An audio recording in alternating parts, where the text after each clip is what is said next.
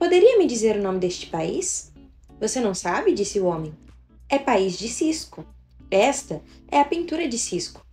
Pintura de Cisco! Exclamou Paróquia em assombro. Você pensou em tudo isso, Cisco? Nunca imaginei que fosse tão inteligente. Por que não me disse? Ele tentou lhe dizer há muito tempo, explicou o homem. Mas você não queria olhar. Ele só tinha tela e tinta naqueles dias, e você queria consertar o seu teto com elas. Isso é o que você e a sua esposa costumavam chamar de bobagem de Cisco, ou aquele borrão. Mas não parecia assim na época. Não era real, disse Paróquia. Não, era só um vislumbre na época, respondeu o homem. Mas você poderia ter captado o vislumbre se alguma vez tivesse achado que valia tentar.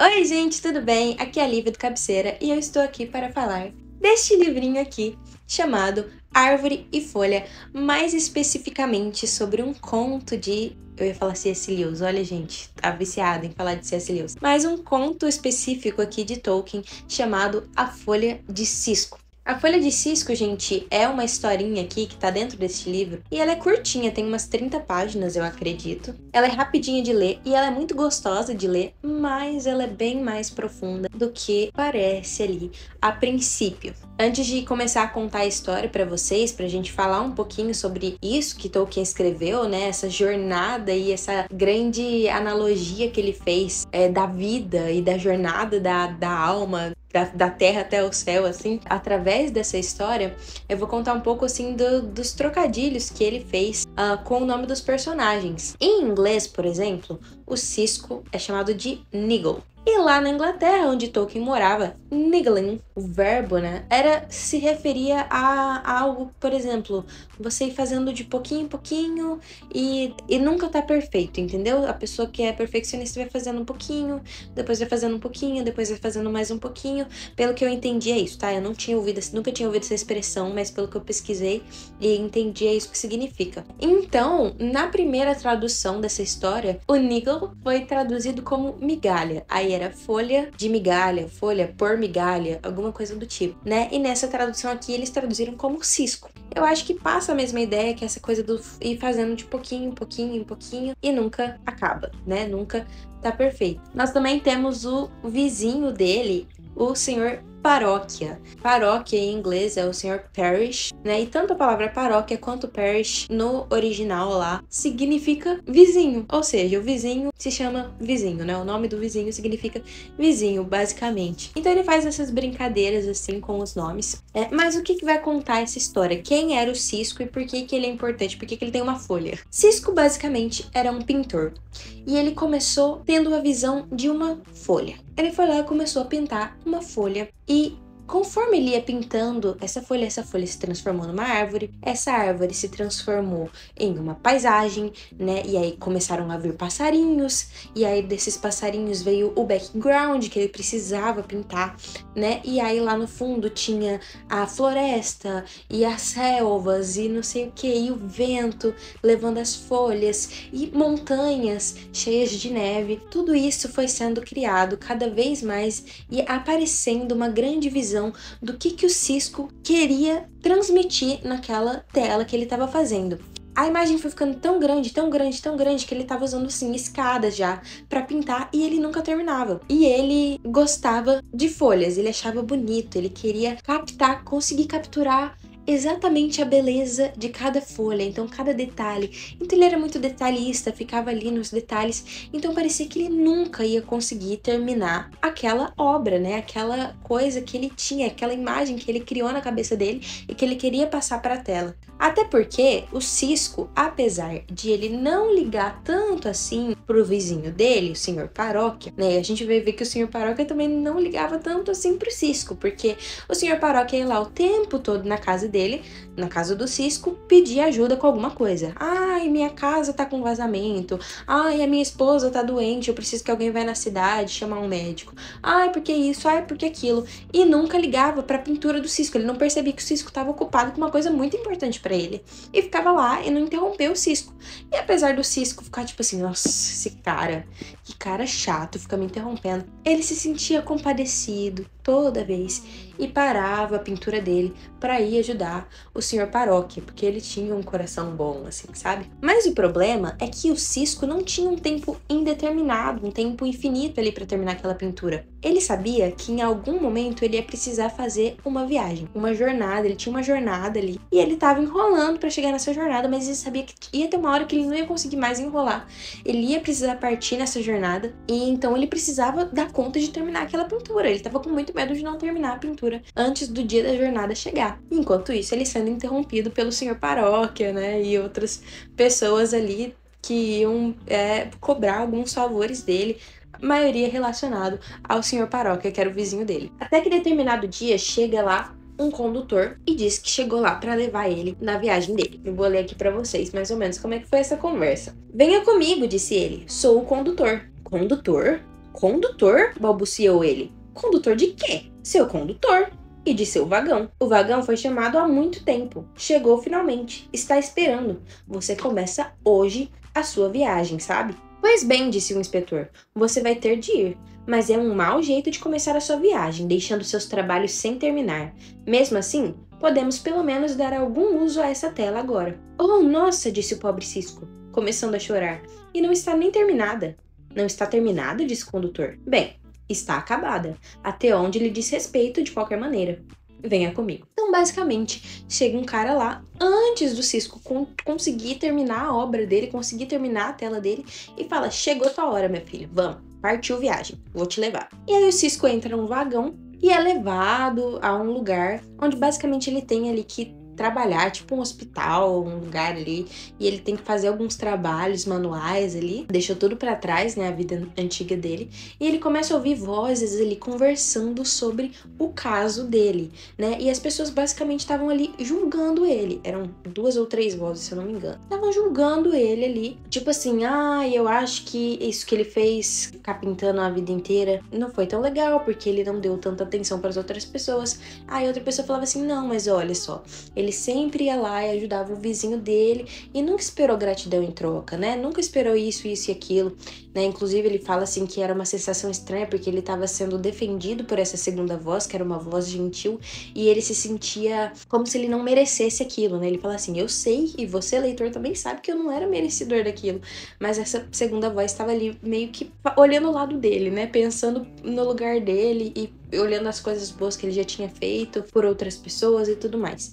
E no final das contas, o Cisco então é meio que liberado ali daqueles trabalhos manuais que ele estava fazendo e ele parte em uma outra parte da viagem, né, uma segunda etapa dessa viagem de trem e chega em um lugar maravilhoso, uma planície assim, e aí ele vai andando de bicicletinha assim, explorando o lugar, até que ele chega na bendita da árvore que ele tava pintando na casa dele, ali, na frente dele. Ele vê e ele fala assim, só que agora tava tudo tão perfeito de uma maneira que eu nunca poderia ter capturado de verdade. O vento batendo nas folhas e balançando as árvores e tudo mais, e olha essa paisagem e as montanhas no fundo, que coisa mais linda.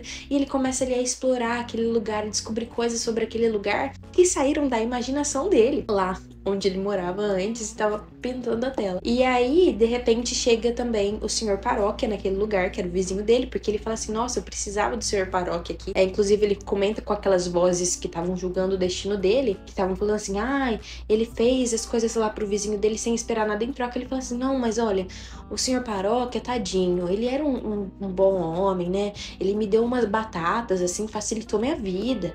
Então, ele meio que defendeu ali o Sr. Paróquia, e o Sr. Paróquia foi parar naquele lugar junto com ele, porque ele precisava de um jardineiro, o Sr. Paróquia era um jardineiro, e ele precisava de alguém que entendesse ele sobre plantas e tudo mais, porque ele queria ali construir algo naquele lugar, melhorar aquele lugar que já tava lindo demais ali, real, na frente dele. E acontece essa conversa aí, né, depois de alguns dias que eles estão ali aperfeiçoando aquele lugar, construindo casa, né, construindo coisas ali. Eles têm essa conversa que eu li no começo do vídeo, né? Onde o senhor paróquia fala assim, mas que lugar é esse, né? E o cara, pastor, que era um guia, ele fala assim, ué, é a pintura do Cisco, você não sabia? E o jardim do paróquia, né? Já que o paróquia era jardineiro, o Cisco era pintor, e eles que meio que criaram aquele lugar. E ele falou, nossa, caramba, essa é a pintura do Cisco. Cisco, por que você não me falou que você era inteligente assim, você era capaz de pensar nisso tudo? E o cara fala, ué, você que não prestou atenção, porque ele estava fazendo isso lá na casa dele.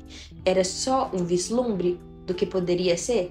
Era, mas você podia ter prestado atenção que você ia conseguir enxergar esse vislumbre, né? E aí, basicamente, o Cisco passa por uma nova etapa, assim, como se ele fosse adentrar uma nova pintura, dentro da pintura, que é, ele vai passar daquelas montanhas. As montanhas estavam no final da pintura, ou seja, ele vai andando até chegar nessas pinturas e ele fala, agora eu preciso descobrir o que tá além dessas montanhas, o que tá atrás delas, eu vou descobrir. E ele começa a escalar as montanhas. Nisso a gente corta pra vida real ali, o mundo onde o Cisco morava antes. Depois que o Cisco foi nessa viagem, Lacey morreu, caso você não tinha entendido ainda que essa foi a jornada do Cisco, né, até chegar no céu, sei lá, algo do tipo, mas algo que representasse ali o céu. A pintura dele foi sendo usada para várias coisas, então as pessoas pegavam aquela tela e usavam para cobrir a casa do fulano de tal que tá com vazamento e não sei o que, enfim, foi sendo usada e a única coisa que ficou foi um pedaço de folha maravilhosamente pintado, que foi a folha que o Cisco ficava lá fazendo os detalhes, porque ele queria capturar exatamente a folha mais perfeita de todas, né, com o balanço do vento e tudo mais, e essa folha foi levada para o museu da cidade, onde ficou conhecida como folha, vírgula, de Cisco. Ou seja, é a tela que o Cisco criou, né? Tudo que ficou para trás foi aquela bendita folha de tudo que ele tinha idealizado, que ele nem tinha conseguido terminar tudo que estava na cabeça dele, mas mesmo assim ficou só um pedaço, que era a folha. Bom, gente, basicamente essa é a história toda. Contei aí, dando umas resumidas um pouco, mas nem tanto, contei bastante sobre como foi. Mas o que importa é que, se você ainda não pegou algumas coisas, né, que Tolkien foi colocando, eu acho que eu nem consegui pegar tudo que ele quis dizer ali, porque eu acho que realmente ele quis espelhar tudo que ele pensava sobre como o universo funciona, sobre como a vida funciona, assim, baseado na fé que ele tinha, né? Ele era católico, vocês sabem disso, estão cansados de saber.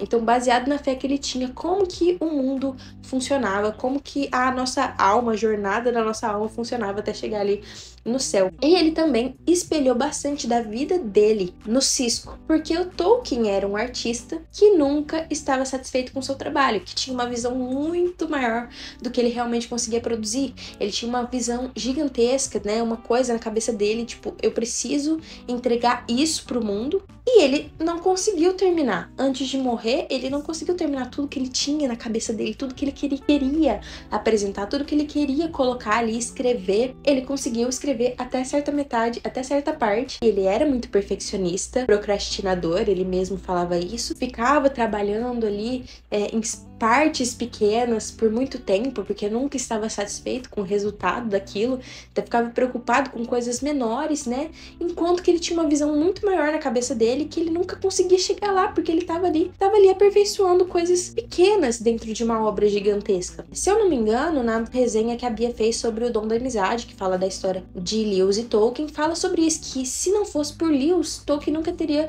publicado O Senhor dos Anéis, porque ele nunca estava satisfeito com o resultado. Ele nunca estava, ok, agora tá bom. E aí Lewis fala, cara, você tem que publicar, senão você vai ficar aí aperfeiçoando esse negócio, você nunca vai publicar. Então ele espelha um pouco dessa personalidade dele, desse traço dele, né? Por determinado ponto de vista pode ser uma qualidade, mas por outro ponto de vista era um defeito também, porque nada nunca estava bom. Ele espelha ali no Cisco, mas ele também fala dessa jornada da alma do Cisco, que era um artista até chegar no céu, né? Então passa por aquela primeira parte ali que pro Tolkien, que era católico, né, vai ser tipo um purgatório, onde ele vai ser julgado ali, essas vozes conversando, com certeza eram, né, Deus, Jesus ali. Eu não lembro agora se são 2 vozes ou 3 vozes, gente, mas se foram 3 vozes era ali a Trindade conversando, se não era Deus, Jesus, não sei, ele não especifica, mas claramente Deus conversando com as suas partes ali sobre Cisco, né, julgando o Cisco. Será que o Cisco deve ir pro paraíso ou não, né? E quando ele finalmente chega nesse paraíso, ele vê tudo aquilo que ele projetou, tudo aquilo que foi plantado, talvez até por Deus, né, enquanto ele estava vivendo em vida, foi feito perfeito no céu quando ele chegou, né? Foi feito novo, é algo que ele construiu ali, que depois no plano real ficou conhecido simplesmente como a folha de cisco. Ninguém chegou a ver a obra completa, ninguém chegou a ver tudo que Deus tinha plantado ali no coração de Cisco, tudo que aquela voz tinha plantado no coração de Cisco, ninguém chegou a ver a obra completa. Eles só viram um pedaço, que era a folha, mas aquilo que eles viram era bem feito, aquilo que eles viram, o Cisco trabalhou por muito tempo, aquilo que eles viram, ele se dedicou, ele fez com perfeição, né? E foi isso que tocou ali as pessoas que foram ver a obra dele. Mas o que importava é que todo aquele trabalho que ele teve, tudo aquilo que ele se esforçou, que ele se empenhou, quando ele chegou lá no paraíso, no céu, tudo foi feito novo, tudo foi feito melhor, né? As coisas foram feitas, saíram ali do papel muito melhor do que ele poderia ter imaginado. Em um outro paralelo, a gente pode dizer que todos os dons ali que Cisco tinha, que ele entregou ali com a maior qualidade que ele poderia, né? O maior empenho que ele poderia no céu, foram recebidos ali ainda melhores, né? Com o seu potencial atingido ao máximo por conta do empenho dele, por conta do coração dele que estava em fazer aquilo com perfeição, né? Da melhor maneira que ele podia. Lembrando que ele fazia tudo isso, ele se empenhava naquele projeto de vida dele, enquanto ele vivia a vida dele mundana, cotidiana, né? Mundana no sentido de cotidiana, ajudando as pessoas que estavam à volta dele, os vizinhos, né? Tolkien consegue até expressar um pouco que talvez ele deveria até se preocupar um pouco mais, né, com os vizinhos, porque ele tinha essa, ou seja, com as pessoas que estavam em volta dele, porque ele tinha esse julgamento sobre si próprio de que ele não era uma pessoa que se importava tanto assim com os outros, apesar de ele ter um coração bom, querer ajudar, ele ficava muito centrado no que ele estava fazendo, né? E ele espelha um pouco isso no Cisco, mas era uma pessoa que parava o que estava fazendo, aquele projeto de vida dele, para viver a vida cotidiana, ajudando as pessoas, enfim, fazendo o que precisava ser feito. E essa é a nossa realidade também. A gente tem um propósito, às vezes a gente tem uma visão que Deus colocou em nós, né? Tem um alvo onde a gente quer chegar, que a gente fala assim, não, esse é o meu propósito, é isso que eu vou fazer, é nisso que eu vou me empenhar, mas a gente ainda precisa, muitas vezes, parar de fazer aquilo e viver a vida cotidiana. A gente, se é um ministério, se é, enfim,